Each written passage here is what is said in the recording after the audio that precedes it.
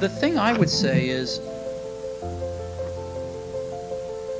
when you grow up, you tend to get told that the world is the way it is, and your life is just to live your life inside the world, try not to bash into the walls too much, try to have a nice family life, have fun, save a little money.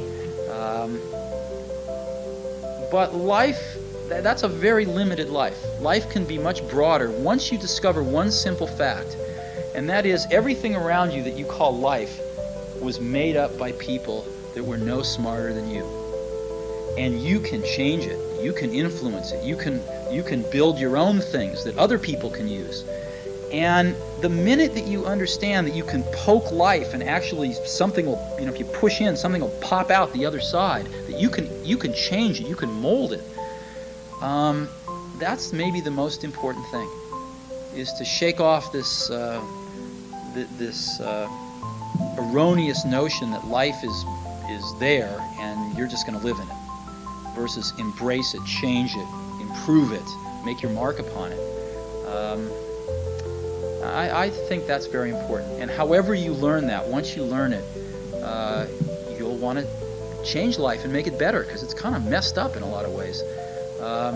Once you learn that, you'll never be the same again.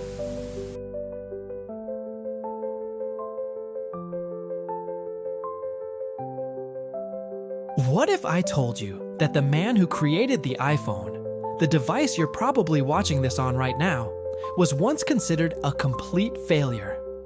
A college dropout who got fired from his own company and was told he'd never amount to anything. This is the incredible story of how Steve Jobs transformed from society's reject to the most influential tech genius of our time. And the lessons from his journey will completely change how you view failure, passion, and success forever.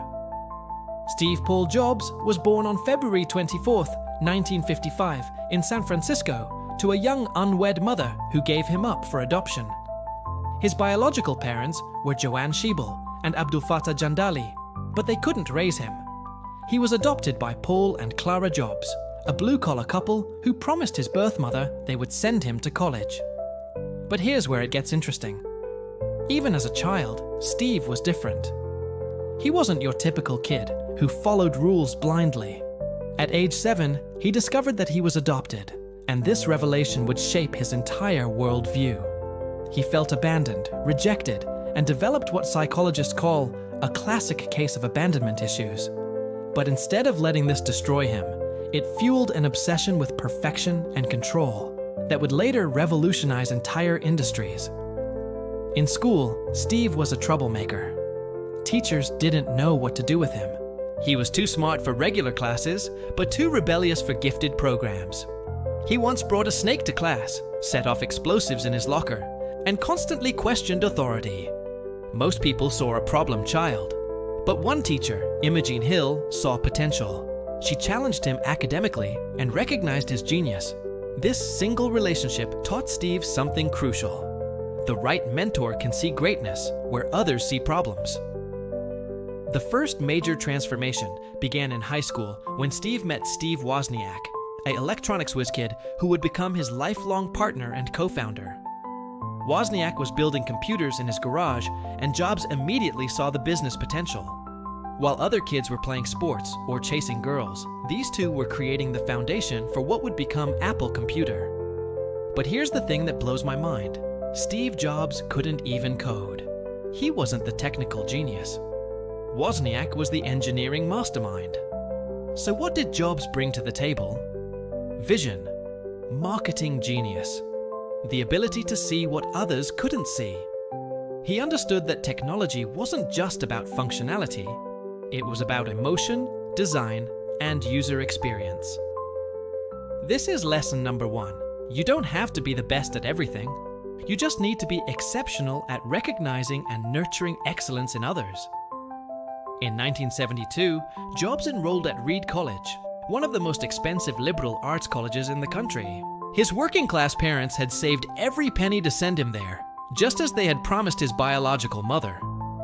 But after just one semester, Steve dropped out. Can you imagine the disappointment? The shame? His parents had sacrificed everything, and he just walked away. But here's what makes this story incredible. Even though he dropped out, he didn't leave campus. He became what they called an audit student, sleeping on friends' floors, returning Coke bottles for food money, and walking miles to get free meals at a Krishna temple every Sunday. He continued attending classes that interested him, including a calligraphy class that would later inspire the beautiful typography we see in Apple products today. This is where we see the second major lesson. Sometimes you have to break the rules to find your true path. Society told Jobs he needed a college degree to be successful. He chose to follow his curiosity instead of convention. That calligraphy class, which seemed completely useless at the time, later became crucial to Apple's design philosophy. You never know which seemingly random experience will transform your life. After leaving Reed, Jobs embarked on a spiritual journey to India in search of enlightenment. He came back sick, disillusioned, and broke. Many people would have seen this as another failure. But Jobs learned something profound during this trip: the power of simplicity and minimalism. Eastern philosophy taught him that the most powerful solutions are often the simplest ones. This would become the core of Apple's design philosophy: elegant simplicity that makes complex technology accessible to everyone. In 1976, at age 21, Jobs and Wozniak founded Apple Computer in the Jobs family garage. They had no money, no investors, and no business plan. Jobs sold his Volkswagen van, and Wozniak sold his HP calculator to raise $1,300 in startup capital. Think about that for a moment. The company that would become the most valuable corporation in the world started with less money than most people spend on a vacation. Their first product, the Apple I, was basically a kit for computer hobbyists. It wasn't revolutionary, but Jobs had a vision that went far beyond hobbyists. He saw a future where every family would have a computer in their home. People laughed at him. The idea seemed ridiculous. Computers were room-sized machines for corporations and universities, not something for regular people. But Jobs was relentless. He convinced Wozniak to quit his secure job at HP. He pitched their vision to anyone who would listen. Most people said no. Venture capitalists rejected them. Established companies ignored them. But Jobs kept pushing because he understood something crucial. Breakthrough success requires absolute conviction in your vision, even when everyone else thinks you're crazy. The breakthrough came with the Apple II in 1977. This wasn't just a computer, it was a revolution. It had color graphics, sound, and most importantly, it was user-friendly. While other computers required programming knowledge, the Apple II could be used by anyone. Sales exploded. Within 3 years, Apple went from a garage startup to a company worth over $1 billion. Jobs became the youngest person ever to appear on the Fortune 500 list. He was featured on magazine covers. He was hailed as a genius. Success seemed inevitable. But this is where the story takes a dramatic turn that would test everything Jobs thought he knew about himself and success. As Apple grew, Jobs became increasingly difficult to work with.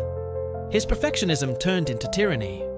He would humiliate employees in meetings, calling their work garbage and demanding impossible perfection.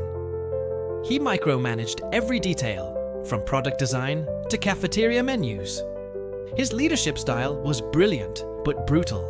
The company brought in experienced CEO John Sculley from Pepsi to help manage the growing business.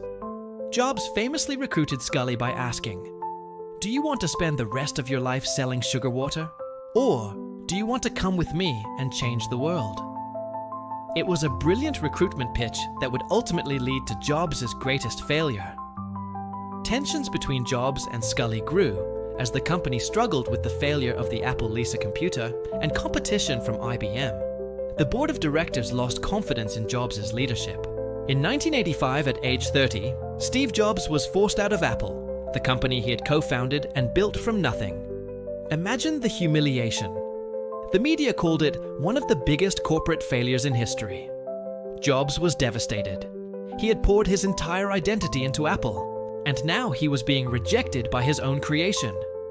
Many people would have given up, retreated from public life, maybe taken a comfortable executive position somewhere else. But this is where we see the true character of Steve Jobs. Instead of wallowing in self-pity, he did something remarkable. He started over completely. At age 30, when most successful people are consolidating their achievements, Jobs decided to rebuild from scratch. He founded a new computer company called Next, targeting the higher education and business markets. The computers were technological marvels, but commercial failures. They were too expensive and too advanced for their market. Critics said Jobs had lost his touch.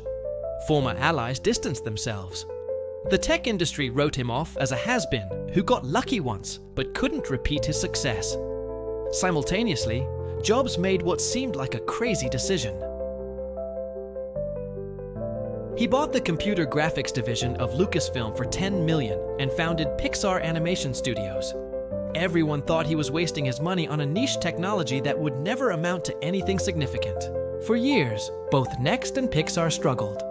Jobs poured his entire fortune into these ventures. He went from being worth over $200 million to nearly broke. His personal life was also turbulent. He married Laureen Powell in 1991, and they had children together. But the pressure of his business failures strained everything. The tech industry had moved on without him. Microsoft and Bill Gates dominated personal computing. Apple was struggling and losing market share.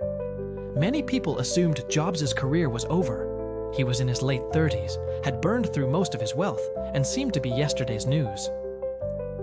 But then something magical happened. In 1995, Pixar released Toy Story, the first fully computer-animated feature film. It was a massive success, grossing over $373 million worldwide and launching a new era in animation. Jobs took Pixar public the same week Toy Story was released, and overnight he was worth over $1 billion again. But the real turning point came in 1997, when Apple, desperate and near bankruptcy, acquired Next for $429 million. This brought Steve Jobs back to the company he had co-founded 21 years earlier. The prodigal son had returned, but he was coming back to save a dying company. Apple was a mess. They had too many products, no clear vision, and were losing money every quarter. Many analysts predicted Apple would be bankrupt within months. Jobs took over as interim CEO and immediately began one of the most dramatic corporate turnarounds in business history. His first move was radical simplification. He cut Apple's product line from dozens of confusing options to just 4 categories: desktop and laptop computers for both consumers and professionals. He killed projects that engineers had worked on for years. He fired thousands of employees. It was ruthless but necessary. Then came the breakthrough that changed everything: the iMac in 1998. This wasn't just a computer, it was a statement. The translucent, colorful design was unlike anything in the boring beige computer industry. It was friendly, approachable, and beautiful. Sales exploded, and Apple was profitable again. But Jobs wasn't satisfied with just saving Apple. He had a bigger vision. He saw the convergence of computers, entertainment, and communication. While other tech companies were focused on incremental improvements, Jobs was reimagining entire industries. In 2001, Apple launched the iPod with the slogan, "1,000 songs in your pocket." The music industry laughed. Who would pay $390 for a music player when you could burn CDs for free? But Jobs understood something they didn't. People wanted convenience and elegance more than they wanted cheap alternatives. The iPod became a cultural phenomenon. It wasn't just a product, it was a lifestyle statement. Apple sold over 400 million iPods and completely transformed the music industry. But this was just the beginning. In 2007, Jobs introduced the iPhone with these words: "Today, Apple is going to reinvent the phone." The audience laughed. The industry scoffed. BlackBerry and Nokia dominated smartphones. Microsoft and Google were investing billions in mobile technology. What could Apple, a computer company, possibly add to the phone industry? Everything, it turned out. The iPhone wasn't just a phone. It was a computer, camera, music player, GPS, and internet device all in one. It had a touchscreen interface that made other smartphones look primitive. It launched the app economy that created millions of jobs and entire new industries. The iPhone became the most successful product in business history, generating over $1 trillion in revenue. It didn't just compete with existing phones, it made them obsolete overnight. Companies like BlackBerry, Nokia, and Motorola, who had dominated for decades, were virtually eliminated from the market within a few years. In 2010, Jobs introduced the iPad, creating the tablet computer category that didn't exist before. Critics called it a big iPhone, or a laptop without a keyboard. But Jobs understood that people wanted something between a phone and a computer for consuming content, reading, and casual computing. But here's what makes Steve Jobs' transformation truly remarkable. It wasn't just about business success. Throughout his journey, he evolved as a person and leader. The arrogant young man who was fired from Apple returned as a more mature leader who could still demand perfection, but also inspire loyalty and dedication. He learned to balance his perfectionism with pragmatism. He developed what he called beginner's mind, always questioning assumptions and looking at problems from fresh perspectives.